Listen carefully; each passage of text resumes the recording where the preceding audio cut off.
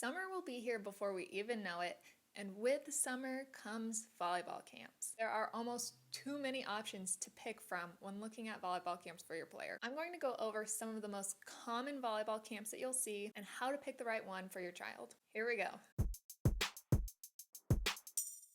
Hi, my name's Whitney. I am the creator of GetThePancake.com. I started coaching volleyball over a decade ago, and I'm really excited to share information with you through Get the Pancake and GetThePancake.com and all of Get the Pancake social media channels. Just search for @GetThePancake on your favorite one, and you'll probably find me, except for Twitter. Twitter, I don't get it. If you like volleyball videos, make sure to subscribe to this channel and turn on notifications so you know when our next video comes out. Okay, so how do you pick a good volleyball camp for your player? In all the years that I've been coaching, I've seen a lot of players end up at the right volleyball camp for their skill level and their experience. However, there's also been a lot of players who are just in the wrong place and didn't get the benefit out of camp that they could have if they had been signed up for the right camp. The first camp that you'll see probably anywhere, it's kind of the meat and potatoes of volleyball camps, it's the all skills camp. This type of camp is perfect for players who have no volleyball experience and for those who have 2 to 3 years of experience playing maybe on a middle school team, or they just started playing high school volleyball. An all skills camp is perfect for them. This is going to go over the fundamentals of serving, passing, setting, and hitting, and it might get into some blocking information as well as rotations and serve receive. That's going to be a little more advanced for most all skills camps, but if you're looking for a fun way to introduce your player to volleyball, an all skills camp is the way to go. Next, you might see a skill specific camp. This one is most commonly going to be a serving camp or a serving clinic, and these are going to be a little shorter in duration than most volleyball camps, but if your player has a certain weakness that they need to work on for their position, then a skills camp or clinic is perfect for them. In a skill camp or a skill clinic, you're going to be focusing specifically on one skill. So if that's serving, your player's going to go and serve for an hour or two and then come back the next day and do the same exact thing. Now there's going to be different drills and different techniques that they're going to learn, but unless your player has a specific weakness that they need to improve on, I wouldn't really recommend a skills camp. But let's say you have a player who's been playing back row and they want to try and play in the front row, then you might want to sign them up for a hitting clinic, but make sure it is a beginner clinic, because if they get signed up for an average to advanced hitting camp, they're going to fall behind and they're going to feel uncomfortable, and it's pretty likely that they'll hold the camp back and they're not going to get instructed at the right level. So just make sure that if you are signing them up for a skill that they're struggling with, make sure that it's beginner. The next kind of camp that you might have available in your area is a position camp. I would definitely recommend this type of a camp to anyone who's in 8th grade or higher. Below that, you don't necessarily have a position set yet, and those all skills camps are going to be more beneficial. Even 8th grade is pushing it a little, but if you have someone who excelled at libero or setter in 7th grade, then they might be okay to start position training. But again, all skills camp is probably going to be a better option. Once your player is in high school though, they should have a good idea of what position they're going to be playing moving forward. And this is when it's ideal to start working specifically on a position. I like this type of camp so much more than I like skills camps, because you're not just stuck doing one skill. For example, a setter in a setting camp is going to work on setting. A setter in a position camp is going to work on setting, maybe dumping the ball, serving a little bit, working on some serve receive. They're going to actually get some playing experience in that position beyond just the basics. Okay, the next kind of camp that I want to talk about is the advanced all skills, or just really any advanced camp in general. Okay, I have a lot to say about this, and I'm going to try and keep it short and sweet. An advanced camp is not to make your player advanced.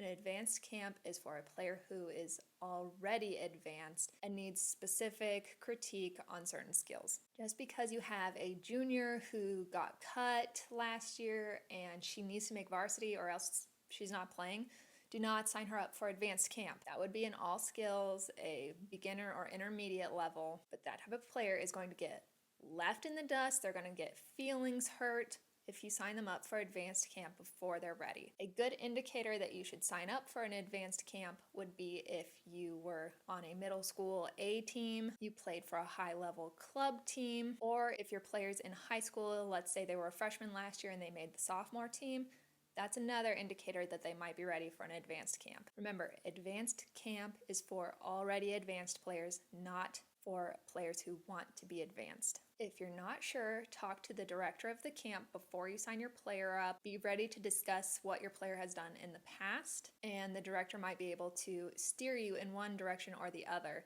but they won't know for sure until they're in the group. So if your player is borderline advanced, but you know they're a quick learner and they're just generally athletic, then you're probably okay to sign them up for advanced. But if they haven't played a lot of volleyball in the past and they have a reason like their friends are signing up, don't put them in advanced. Just put them in the basics or intermediate all skills camps. Okay, another kind of camp that you're going to see is an overnight camp. I went to plenty of these as a player myself, and I had a great time and I made new friends. An overnight camp is perfect for any age, and especially for older players who are getting to the point where they might want to start looking at colleges. Send them to an overnight camp at the colleges that they're considering, and it'll make it a good visit, and they'll get to meet the coaching staff and some current players and give them the opportunity to ask questions about college life. Do not send your player to an overnight camp unless they are mature enough to handle it. Camp counselors are great and they are present, but if your child is someone who maybe isn't the most trustworthy on their own, don't send them to an overnight camp. Counselors can't be everywhere, especially if players are the kind who sneak off of campus or tend to do things that get them in trouble. I've had roommates at overnight camps who got kicked out for bad behavior, and you don't want to waste $400, $600 on these camps if your son or daughter is going to get themselves kicked out. Again, an overnight camp can be a great experience, but just make sure that your player is mature enough to handle the responsibility. Another kind of camp is a tryout preparation camp. These are camps designed to get your player ready for tryouts and include a lot of strength and conditioning activities as well as specific skill work.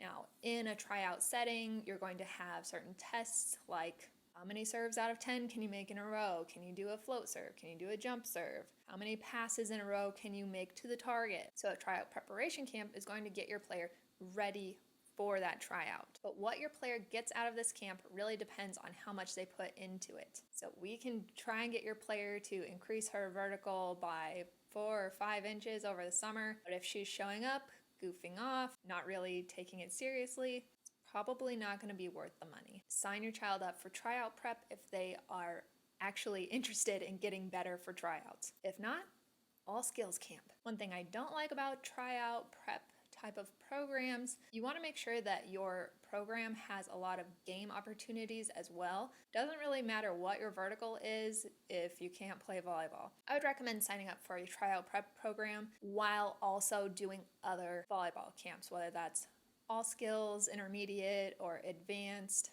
or position training.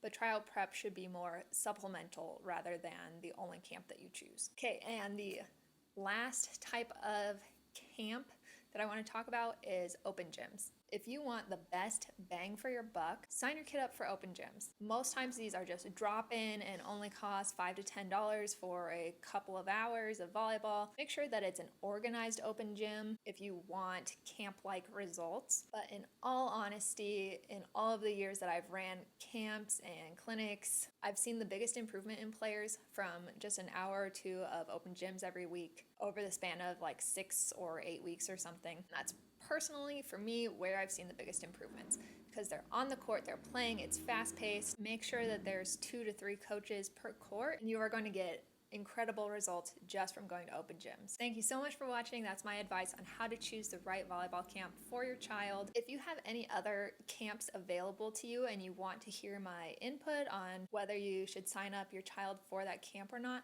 just leave me a comment. I get notifications when those come in. I'd love to help you and answer any questions you have. Don't forget to like this video if you found it informative and subscribe to this channel.